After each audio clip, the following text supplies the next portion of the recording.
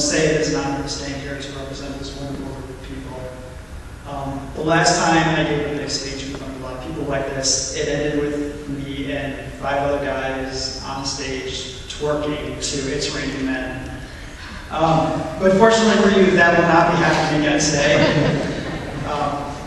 As I said, I was truly honored to be asked to represent this class. And when Dr. Ripaz called me about a month ago and asked me to do this, I was speechless, which is never a good sign when someone just asks you to give a speech. So instead of using that time to write my speech like I should have, I started thinking about the reasons why they would ask me to do this. And it took about a month, but here are the 3 reasons I came up with. Number 1, out of a group of 10 people, there were only 2 of us who were males.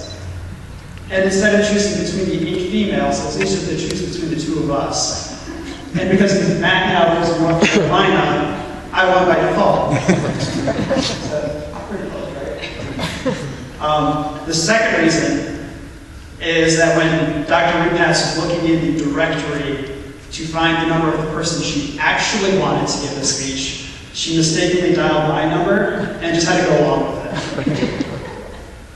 The third, and this is probably the most likely reason, is that NASP has some sort of participation requirement for graduation, and because I didn't say a word in any class for 3 years, they had to come together somehow and find a way for me to meet that requirement, and this was their master plan. I think that one is the one that we're going to go with. In hindsight, I probably should have paid a little bit more attention to actually writing the speech. The reason I get to stand here today is really because of sheer luck and wonderful timing.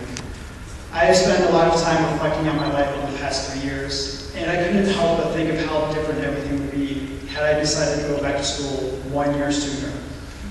One thing I can assure you is that I wouldn't be standing here today, and that's not just for the obvious reason that I would have graduated last year.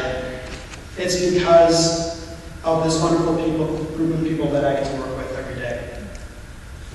I do not think another group would have been so welcoming of me. I don't think any other group would have been so welcoming of my quirks, my superhero references, my one-liner jokes, and my crazy personas used during counseling. They really embraced me, and it's because of that I can stand here today. They even embraced me after our first class presentation when I dressed as Jean Piaget and spoke with a horrific French accent during the entire time. Fortunately for you, that also will not be happening again today. The real reason I stand here today is because of the 9 individuals I'm here to represent. Through these 9 people, I have learned to become a better person. I have learned so much from all of you, and it is this that I am most grateful for. And it's because of you that I will take away some very cherished memories of our time together. I won't miss the reports and assignments or sitting through multiple 3-hour lectures a night.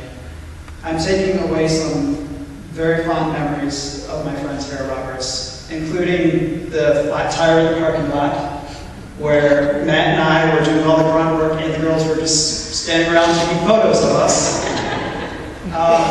As I said, our goofy and silly counseling scenarios that really brought us together when we really learned to know one another. The hours upon hours we sat between practicum and waiting for class to start, just sitting around sharing stories.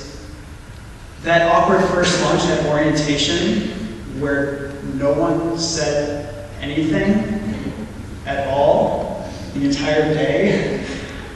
And of course, my favorite memory is that time where we were studying for the comp exam, and we came up with this elaborate, crazy mnemonic device for solution focus, only to find out that solution focus isn't actually a theory, and we ended up having to retake the test.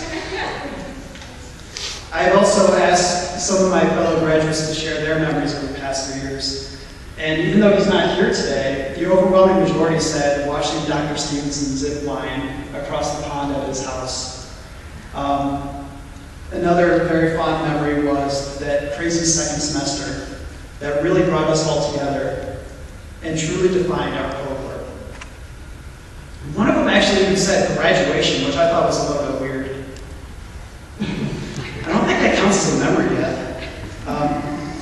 But through all the frustration and craziness of this program, we still stood side by side, and it has truly been an honor. I think I can speak for most of us when I say that we wouldn't have made it without the support of one another.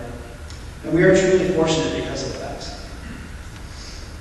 It wasn't just us, though. The reason we made it through this program was because of this amazing faculty here at Roberts.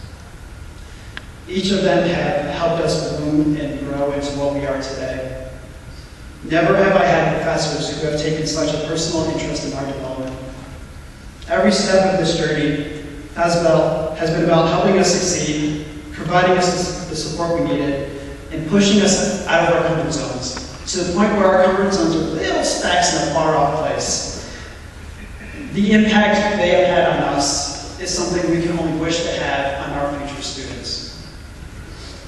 In my many conversations with Professor Colley over the years, we've always kept coming back to this metaphor about us being baby birds for learning to fly and leaving the nest.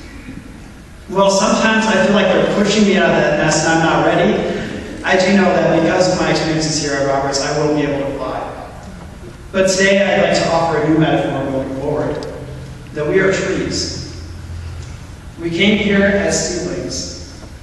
We were graciously planted in a rich soil where our roots firmly planted. You have nurtured us, cared for us, provided us with sunshine and clear skies. Through each passing season, we continue to grow. Our branches have spread, the leaves have bloomed. Year upon year, we grow taller and stronger. Soon we will support the nest with baby birds who are learning to fly themselves. And it is because of you, they will reach great heights.